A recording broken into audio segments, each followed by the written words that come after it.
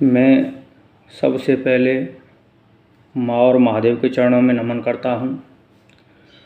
वीर बजरंगबली श्री हनुमान जी के चरणों में मैं नमन करता हूँ और भारत की समस्त देवतुल्य जनता के श्री चरणों में प्रणाम करता हूँ। वैसे मेरा नाम पुष्पेंद्र है, लेकिन मुझे कुश्ती क्षेत्र में गोलू पहलवान के नाम से जानते हैं। मैं कभी सोशल मीडिया पर आना पसंद भी नहीं करता हूँ और कभी सोशल मीडिया पर आपने मुझे देखा भी नहीं होगा, लेकिन आज मेरी मजबूरी है सोशल मीडिया पर आना। मैं सोशल मीडिया के माध्यम से देखता रहता हूँ कि कुश्ती को एक तरह से बदनाम किया जा रहा है, पहलवानी को एक तरह से बदनाम किया जा रहा है। मैं देखता रहता हूँ कोई भी इंसान 10-20 डंड मार देता है, मान लो 1000-2000 सपाटे लगा देता है और फिर वो चैलेंज मारता है पहलवानों के लिए, खुद पहलवान बनता है। 4 दिन जिम चला गया तो पहलवान बनता है। अभी मैं देख रहा था एक संजय जो गौ भक्त लिखता है अपने सामने, संजय भाई जो पहलवान होगा ना वो गौ भक्त ही होता है, क्योंकि उसको दूध चाहिए। वो गाय की माँ के समान पूजा करता है, माँ मानता है। भैंस का भी दूध चाहिए, गाय भैंस का दूध पीकर ही पहलवान बड़े होते हैं, कुश्ती लड़ते हैं। लेकिन आपने सोशल मीडिया के माध्यम से प्रचलन बना रखा है, इससे मुझे कोई द्वेष नहीं है। आप बहुत अच्छा कर रहे हो, आप जागृत कर रहे हो जनता को। मैं ये भी नहीं कहता कि आप गलत हो, लेकिन आप बोलते हो कि मैं इतने सपाटे मारता हूँ। क्या पहलवानी में अकेले सपाटे ही हैं क्या? आप फिर बोलते हो कोई भी पहलवान। आप ये बताइए दंगलों में कितनी कुश्ती लड़ी हैं आपने? कौन से क्षेत्र में आपका मेडल है? डंड मारने में केवल? तो डंड मारने तो एक अलग सिद्धांत हो गया, पहलवानी नहीं है ये। पहलवानी आप करोगे तो आपको समय ही नहीं मिलेगा सोशल मीडिया पर आने का। मेरे भाई आज रामेश्वर पहलवान जी हैं, हमारे मित्र भी हैं, गासौली में अखाड़ा चलाते हैं, हाथरस में। उन्होंने भी आपके वीडियो पर आपत्ति जताई है और उन्होंने आपका सपाटे मारने का चैलेंज भी स्वीकार किया है अपने शिष्य के माध्यम से। तो उन्होंने भी बहुत अच्छा किया है, क्योंकि आप शायद पहलवानी को सही से जानते नहीं हो। पहलवानी है क्या? पहलवानी के बारे में मैं आपको बताता हूँ। पहलवानी एक सिद्धांत है, ये कोई खेल नहीं है। पहलवानी एक सिद्धांत है, पहलवानी एक सभ्यता है, पहलवानी संस्कार है, पहलवानी आचरण है, पहलवानी अनुभव है, पहलवानी साहस है, पहलवानी पराक्रम है, पहलवानी मर्यादा है, पहलवानी त्याग है, पहलवानी बलिदान है। आपने क्या किया है? एक जो असली पहलवान होता है ना, उससे कभी जाके मिलना, और उससे मिलना जिसने अपने सपनों को साकार करने के लिए दिन और रात लगा दिए, लेकिन वो मंजिल तक नहीं पहुंच पाया। क्यों नहीं पहुंच पाया? क्योंकि उसके सामने कई समस्या आती हैं। एक आर्थिक व्यवस्था, दूसरी मानसिक प्रताड़ना, तीसरी शारीरिक क्षति। सबसे पहले जो ओरिजिनल पहलवानी करता है उसको 35 से 50 हज़ार रुपये महीना खर्च होता है। डंड मारने के लिए नहीं होता है, सपाटे मारने के लिए पैसा खर्च करने की ज़रूरत ही नहीं है, क्योंकि ये तो शरीर में ऑटोमेटिक जैसे आप करते जाओगे, आज 100 करोगे, कल 200 करोगे, परसों 1000 करोगे, ऐसे करते करते कितना भी बढ़ा लो, क्योंकि ये एक आदत में आ जाती है। लेकिन कुश्ती कभी आदत में नहीं आती, इसको दिन और रात करना पड़ता है। एक सच्चा पहलवान सुबह 2 और 2:30 बजे उठता है, 4 बजे नहीं उठता कभी। 4 बजे तो दुनिया उठती है, इसीलिए इसको तपस्या बताया है। जितना एक संत तपस्या करता है उतना एक पहलवान तपस्या करता है। आप इसको केवल सोशल मीडिया के माध्यम से, ये वो जो असली पहलवान होगा उसको सोशल मीडिया पर आने का समय ही नहीं मिलता। रात को 2 बजे उठेगा, फिर अपनी प्रैक्टिस करेगा, कुछ एक्स्ट्रा करेगा, कुछ गुरुओं के सानिध्य में करेगा, उसको 7-8 बज जाते हैं, 2 बजे से 7-8 बजे तक। फिर अपना कुछ खा पी के नाश्ता करेगा, बादाम दूध जो कुछ लेगा, भोजन इत्यादि करके फिर विश्राम करेगा या सोशल मीडिया पर बकवासबाजी करेगा। इस भारत देश में कम से कम 10 करोड़ बच्चे पहलवानी करते हैं, उनमें से केवल 10, 20, 50 लोग सक्सेस हो पाते हैं, क्योंकि किसी के सामने आर्थिक समस्या आ जाती है, किसी के सामने शारीरिक समस्या आ जाती है। पहलवान को आप सपाटे मारते हो, आपको कभी इंजरी हुई? लेकिन जो पहलवानी करता है उसको पूछो, कोई एक दिन होगा ऐसा जिसके कहीं ना कहीं चोट न लगी हो। आपकी तरह बकवासबाजी नहीं करेगा, सोशल मीडिया पर ये वो ड्रामा नहीं करेगा, क्योंकि वो हर क्षण भगवान के भरोसे चलता है। भगवान के सानिध्य में यही प्रभु से प्रार्थना करता है कि हे प्रभु, मैं चोट से बचा रहूं, मैं अपनी निरंतर प्रैक्टिस जारी रखूं, यही हर समय प्रार्थना करता है। आपने देखा होगा जब भी कहीं भी पहलवान जाता है, रास्ते में भी मंदिर मिलेगा तो उसको प्रणाम करके निकलता है। ये एक सभ्यता है। कुछ लोगों ने, मैं आपको थोड़ा बुरा लग रहा होगा, मैं क्षमा प्रार्थी हूँ अगर मेरे शब्दों से आपको ठेस पहुँच रही है। आप ही नहीं, मैं बहुत लोगों को देखता हूँ, कोई रस्सा चढ़ गया 10, 20, 50 तो बोलता है ये पहलवानों जैसा ये और है? अकेला रस्सा है क्या?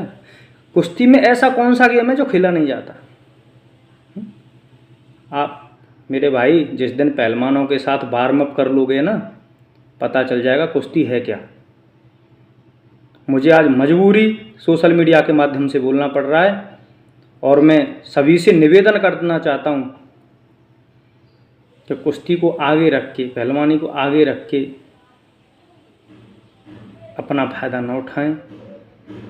ये एक सिद्धांत है, सभ्यता है। आज इस देश में इतने पहलवान अच्छे अच्छे हुए हैं, कभी आपने सोशल मीडिया पर देखा उनको? केयर पहलवान जी हैं, सुमेर पहलवान जी हैं पंजाब से, सतपाल पहलवान जी हैं, संजय सुभाष पहलवान जी हैं, उसके बाद राजीव तोमर जी हैं, सुरेंद्र नाड़ हैं, बहुत अच्छे पहलवान रहे देश में। देखते हो आप कभी उनको? हैं हितेश, हितेंद्र, ये बड़े बड़े पहलवान हुए हैं।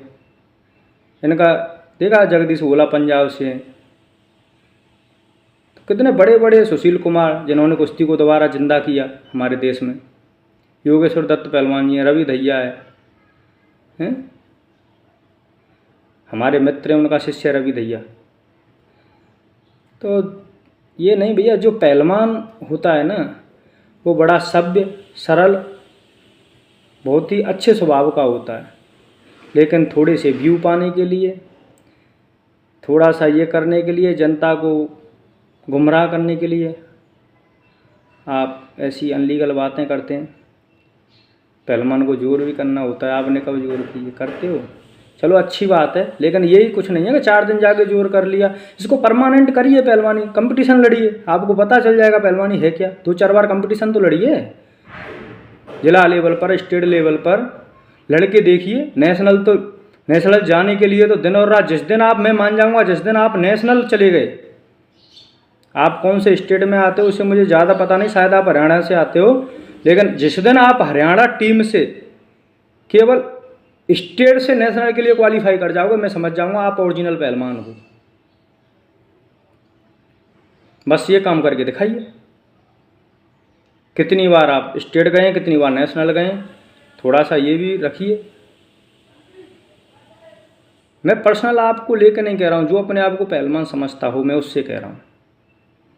तो मेरा आपसे हाथ जोड़कर यही निवेदन है, कुश्ती को बढ़ावा दें, ना कि खुद ही बन के बैठ जाएं कि हम ही सबसे बड़े महाबली हैं। महाबली तो एक ही है इस दुनिया में, वो भी वीर बजरंगबली। उनके आगे तो कोई महाबली है ही नहीं।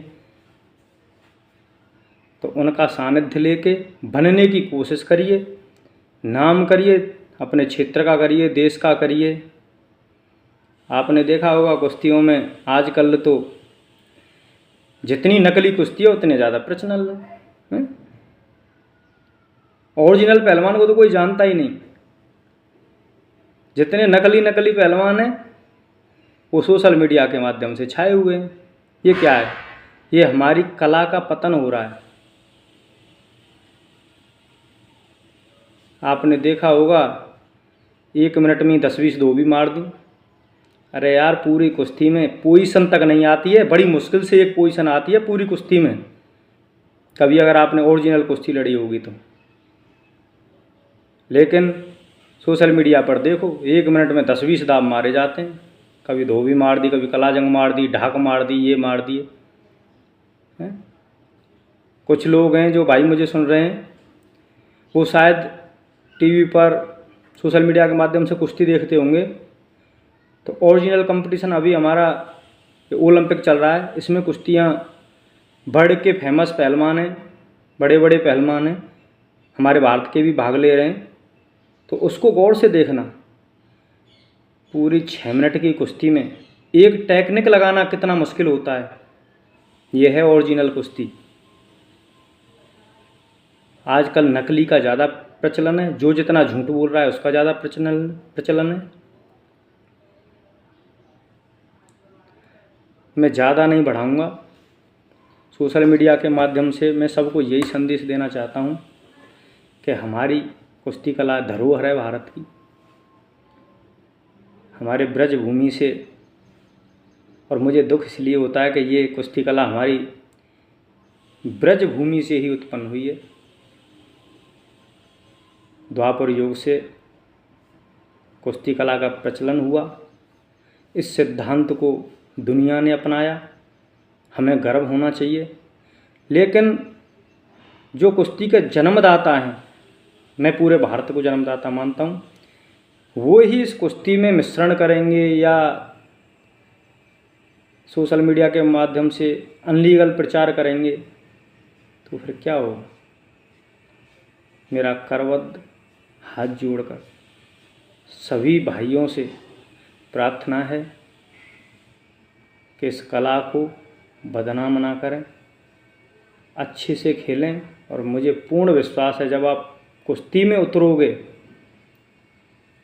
तो ये सब चीज़ें भूल जाएंगी। आपको समय नहीं मिलेगा, आपको केवल एक चीज़ याद रहेगी, लक्ष्य।